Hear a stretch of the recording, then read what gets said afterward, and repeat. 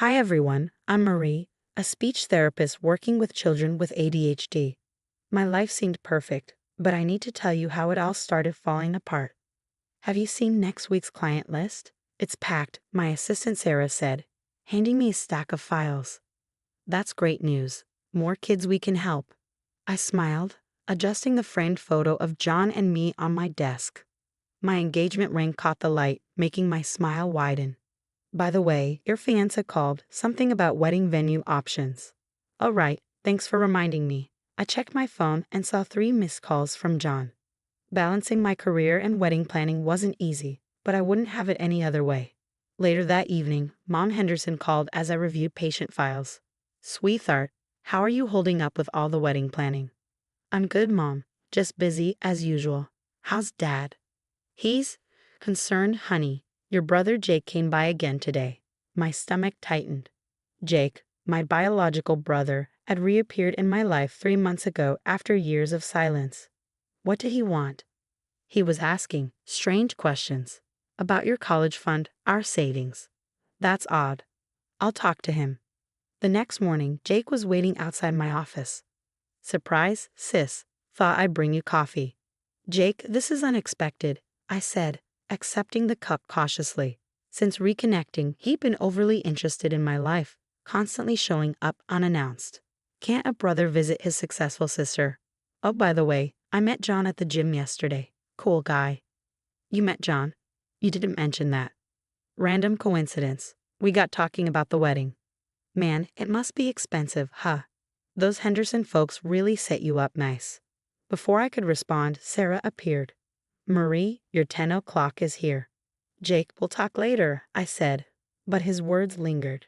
That evening, over dinner with my adoptive parents, Dad Henderson seemed troubled. Princess, we need to talk about Jake. What's wrong? He's been asking uncomfortable questions about our assets. Your inheritance. Mom touched my hand. Honey, we love you. You know that, right? When we adopted you. Mom, Dad, you're my real parents. Jake might be blood, but you're my family. We're just worried, Dad said. His questions seemed calculated. I squeezed their hands. I'll handle Jake. You've given me everything, love, support, education. I won't let anyone mess with that. But that night, lying awake, I couldn't shake the uneasy feeling. Jake's sudden reappearance, his probing questions, his coincidental meeting with John. Something wasn't right, and I had to figure it out before my perfect life unraveled. The next morning, John was acting strange at breakfast. He barely touched his coffee, avoiding eye contact. Had fun at the bachelor party last night? I asked lightly. His jaw tightened. Yeah. Jake was there. My coffee cup froze midway to my lips. Jake? I didn't know he was invited. There's a lot I apparently didn't know, Marie. His voice was cold. Like how your birth parents sold you to the Hendersons.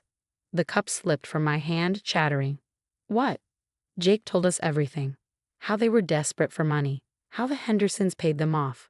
Were you ever going to tell me? John, that's not true. I was adopted legally because my birth parents couldn't. I need time to think. He grabbed his keys and left. At work, my friend Sandra called. Marie, we need to talk. People are saying things. What things? Jake's been spreading rumors about you, that you're hiding dark secrets, that you're ashamed of your past. My hands shook as I hung up. My phone buzzed. A text from Mom Henderson. Honey, Jake came by again. He seemed desperate.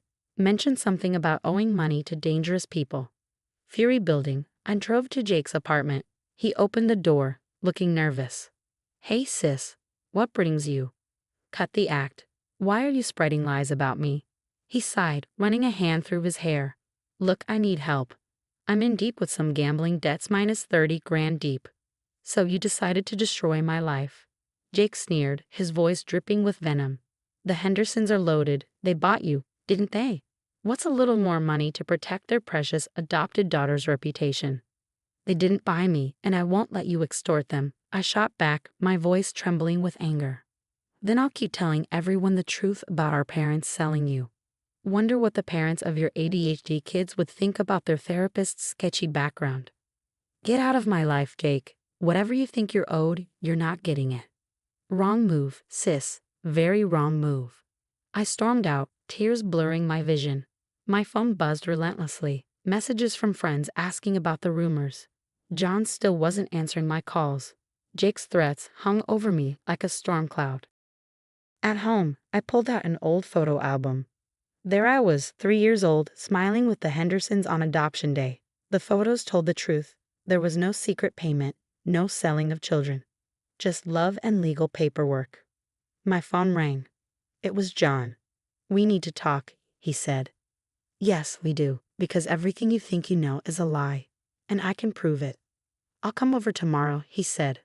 "But Marie, I don't know if I can trust you anymore." I hung up, my resolve hardening. Jake wanted to play dirty. Fine.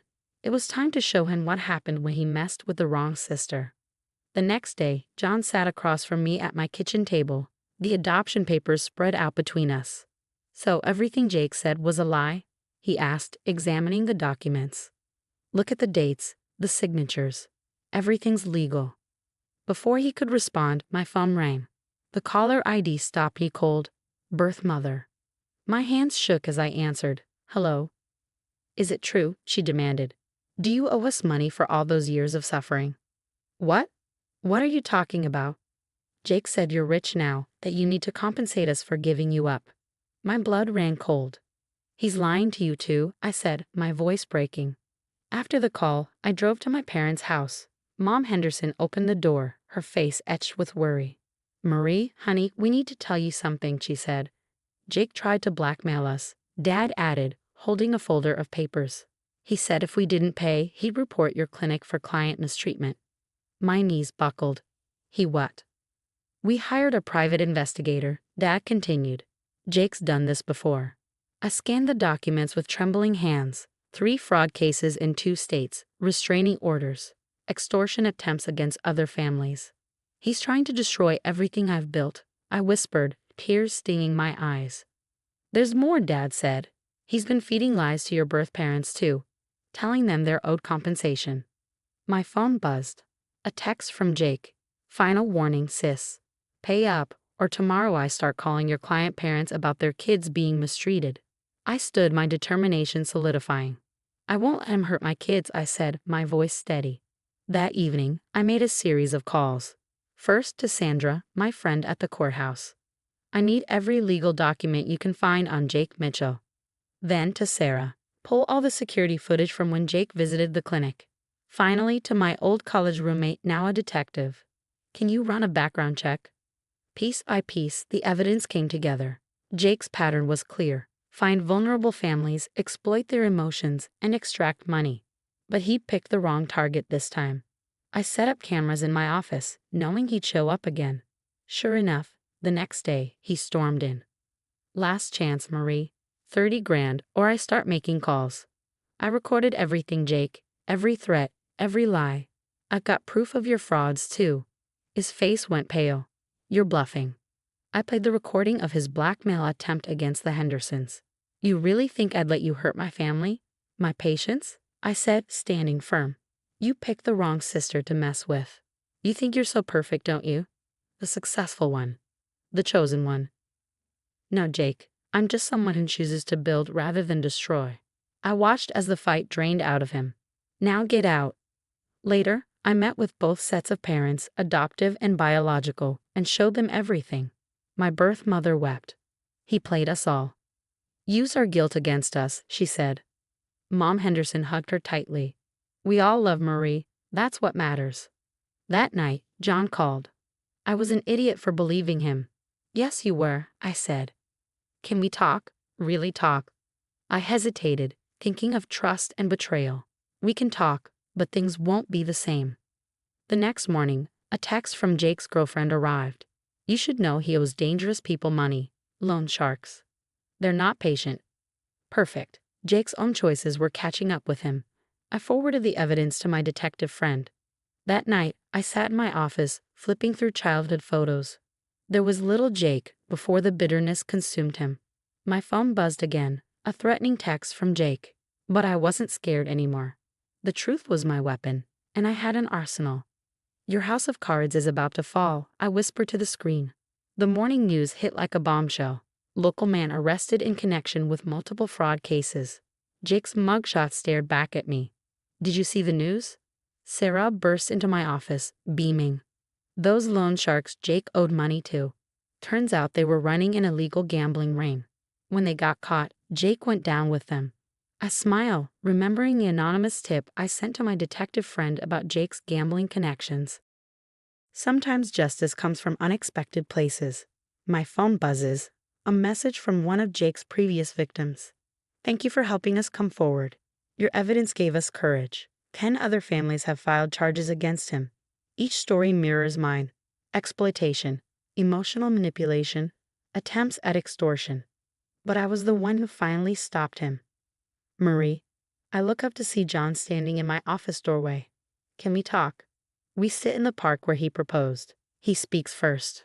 I've been an idiot. Yes, you have, I say, my tone calm but firm. I should have trusted you.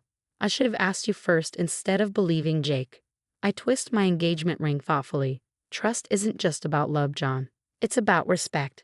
You didn't respect me enough to hear my side. I know, he says, his voice heavy with regret. I'll spend every day making it up to you. If we get married, I emphasize the if, things will be different. I need boundaries, John. Clear ones. Later that week, my birth parents visit my clinic. They look remorseful. We're so sorry, Marie, my birth mother says.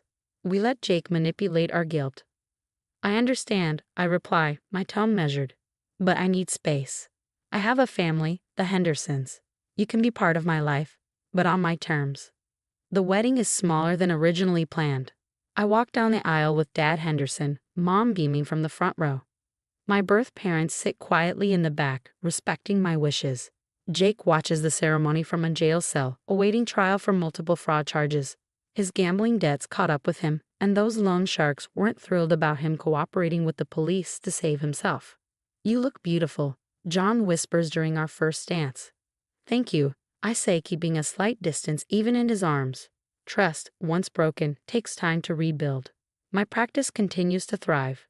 The kids I work with make progress every day. Their trust a precious gift I'll never take for granted. Unlike Jake, I choose to build, not destroy. Mom Henderson asks about Jake sometimes. Have you heard from him?